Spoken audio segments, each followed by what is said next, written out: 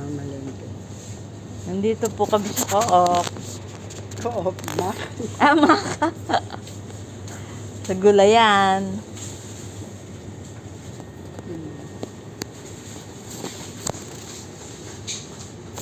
Ayan po si Beth.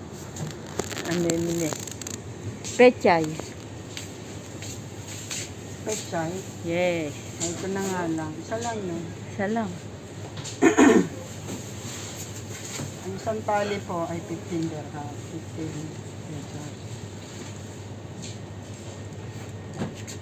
Ang pechay. Kamatis. Ayan, wala tayong. Siyempre, sinigang may kamatis. Isa na lang itlog maalat natin.